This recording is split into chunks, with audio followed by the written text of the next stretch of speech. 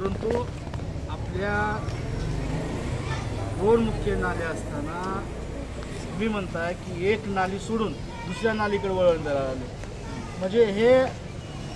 म्हणजे ज्यावेळेस तलावाची रचना केली म्हणजे तुम्ही नियमभंग करताय का जे अतिक्रम करतात त्यांनी नियमभंग करतात? काय नेमकं तलावात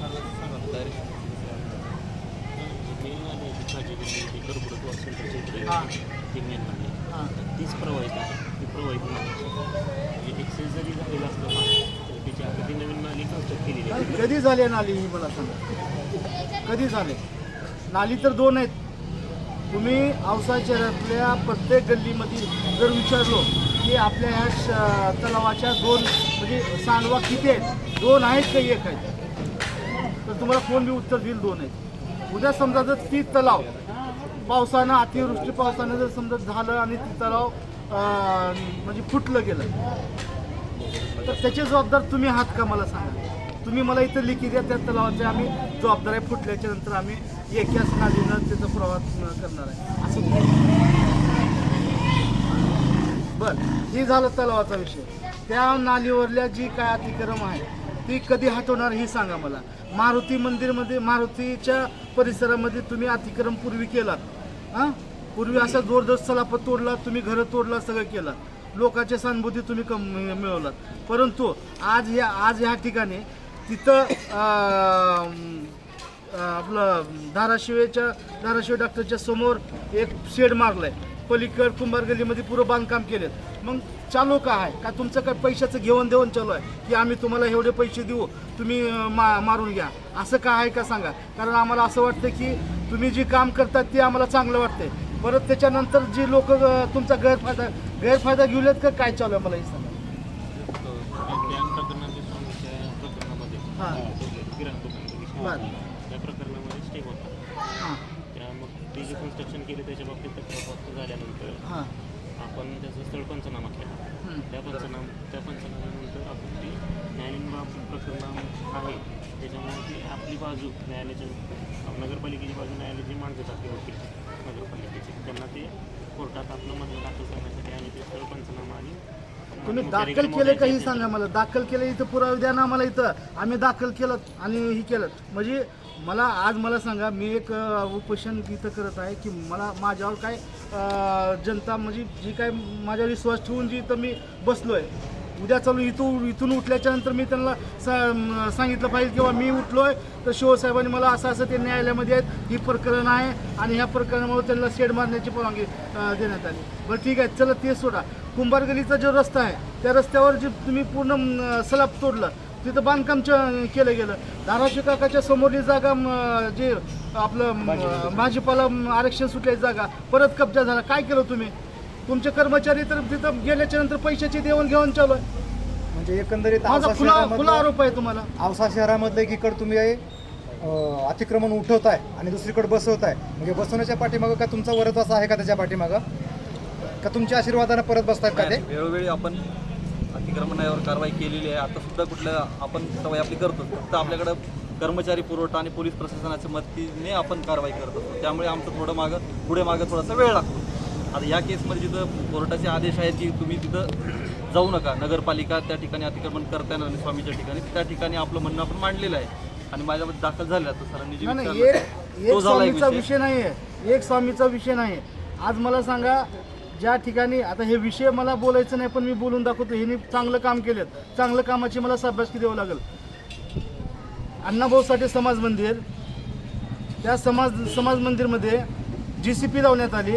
जर ह्यांना वाटलं असतं तर ह्यांनी मनुष्यबळ लावून तिथं आपण भिंतीही पाडल्या असत्या, मनुष्यबळ लावून.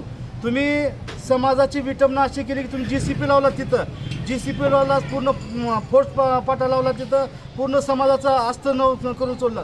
मग हे करत असताना याच्या मागायला कोण आहे? कुणाच्या आदेशावर हे झालं? समाज मंदिर आत्तापासून कधी ऐकण्यात आले का समाज मंदिरावर नगरपालिकेनं GCP लावली? काय सांगाल सर या बाबतीमध्ये? तुम्ही मनुष्यबळ लावून बी काढला असतो ना. मनुष्यबळ लावूच काढला आपण. फक्त मेन जी माझ्याकडे व्हिडिओ प्रूफ आहेत माझ्याकडे. JCBचा वापर केला आपण, GCPचा वापर केला आणि अलीकडची जी भिंत त्या ठिकाणी एक कक्ष होतं महापुरुषाचं कक्ष होतं त्या ठिकाणी, अण्णाभाऊ साठेचा पुतळा त्या ठिकाणी होता, परंतु दुर्दैवाने काय झालं नाही.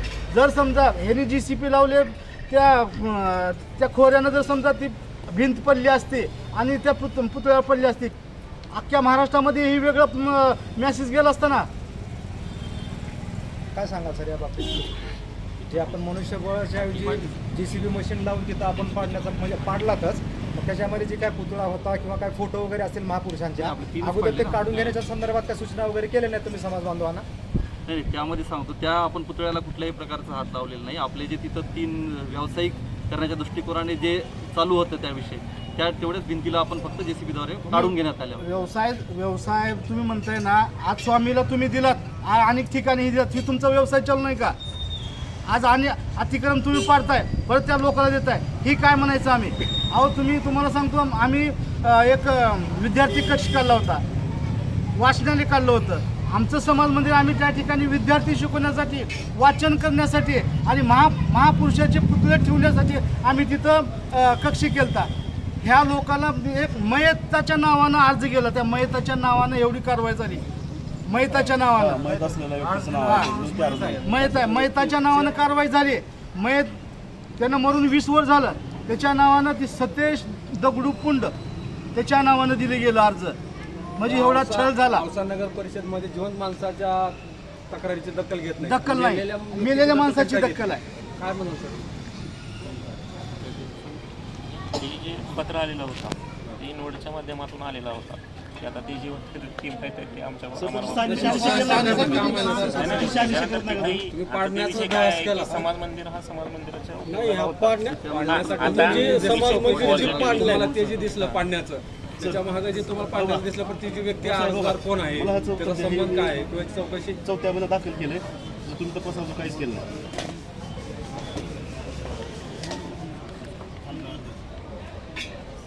कुठल्याही तक्रारीच्या 2 बाजू बघितल्या जातात. सांगा मला. मला आपल्या मीडियाच्या माध्यमातून एकच करायचं, जर आज हिने जी मला पत्र देतील ती घेतोय, 8 दिवसामध्ये ज्या शहरातल्या नालीवर अतिक्रम झालेला आहे ती तात्काळ जर काढण्यात जर नाही आलं तर मी असं समजेन, ज्या समाज मंदिरची विटंबना झाल्या, जातीवाद करण्याचं षडयंत्र तिथं रचलेलं आहे. मी कुण्याच अधिकाऱ्याला ज्या त्या अतिक्रम विभागामध्ये ती होते, मी प्रत्येक सगळ्यावर 18 केल्याशिवाय राहणार नाही. ही आपल्या मीडियाच्या माध्यमातून आपण माध्यमातून. सर, आपण महानगरपालिकेतर्फे उपोषण सोडवण्यासाठी आलात. आपलं नाव काय, आपलं पद काय आणि या उपोषणाच्या संदर्भामध्ये आपली काय भूमिका असणार आहे? नाही, याच्यामध्ये मी मुख्य अधिकारी मंगेश शिंदे या ठिकाणी प्रशासनाचा प्रमुख म्हणून आणि माझे सहकारी अभियंता जे अतिप्रमाण विभाग प्रमुख आहेत, आम्ही दोघे इथे उपोषणच्या दृष्टीने त्यांनी जे मुद्दे मांडले त्याच्या अनुषंगाने उत्तर देण्यासाठी आले आहोत. तर आता समक्ष जी चर्चा झाली त्या पद्धतीने देतच आहोत आम्ही, आणि अतिक्रमण निष्कासित करणे हे आमचं कर्तव्यच आहे आणि ते वेळोवेळी करत चाललो आहोत. त्यासोबत आता पण काही त्याच्यामध्ये शासनाचे नियम अटी असतात. उदाहरणार्थ सध्या आता पावसाळ्याचा जो पिरियड आहे त्याच्यामध्ये आम्हाला काही ठिकाणी अडचण येऊ शकते, प्रत्येक ठिकाणी येत असं म्हणत नाही मी, त्या ठिकाणी अडचण येऊ शकते, ती एक बाब आहे. आणि तभावनी जे सांगितले त्या ठिकाणी आम्ही पुनश्च एक बार तळपाणी करून त्या ज्या काही नाल्यावर आलेलं अतिक्रमण आहे ते सुद्धा निष्कासित करण्याची कारवाई आम्ही पूर्ण करू. किती दिवसामध्ये? नाही, आज पहिले तर आपलं मी तुमच्याकडून आपल्याकडून एक जरी सोबत जर असेल तरी किंवा नाही आले तरी आम्ही आमचे अधिकारी दोन्ही पाठवतो. त्या ठिकाणी पाणी पुरवठा अभियंता आणि सिटी इंजिनियर दोघं जाऊन त्या ठिकाणीची पाहणी मला करून लाईव्ह पाहिजे तुमचा तो पंचनामा, लाईव्ह म्हणजे तुम्ही काय केलात हे मला कळायला पाहिजे. कारण काल लाईव्ह काम येतं. आज समजा मी एखाद्या पोराला तुमच्यासोबत पाठवलं किंवा मी स्वतः आलो, असं होईल तिथं की तिथले लोक आक्रमक भूमिका घेऊन मारहाण किंवा काहीतरी वेगळं षडयंत्र घेऊन, त्याच्यामुळे लाईव्ह पाहिजे तुम्ही काय केलात काय नाही. शहराच्या दृष्टीने कसं आहे, तो धोका होऊ नये शहराला हे महत्त्वाचं आहे. बाकी गोष्टीपेक्षा तिथलं पाण्याचा प्रवाह योग्य तो व्हावा याची काळजी घेण्याचे आमचं विभाग त्यासाठी काळजी घेईल. आपल्या नगरपालिकेतून दरवर्षी टेंडर निघालं जाते 2 नाल्याचं, त्याला खर्च करता आपण. का खर्च करता की ती 2 नाल्या ज्या आहेत की त्याच्यातून पाणी व्यवस्थित व्हावं. दरवर्षी आपण टेंडर करतो. ह्या वर्षी काढला चाल, पैसे उचलला चाल, खाल्ला चाल, परंतु काय झालं नाही मी सांगतो. अशा प्रकार होतात कसं? नाही, तसं नाही. जनरल टेंडर काढल्यानंतर आपण जे मुख्य प्रवाचन आले ते मुख्य ऐकण्यासाठीच करतो तसं. पण त्याच्यामध्ये अजून कुठलीही अस्वच्छता राहणार नाही याची आम्ही काळजी घेतो. निवेदन घ्यायला होतं तुम्ही?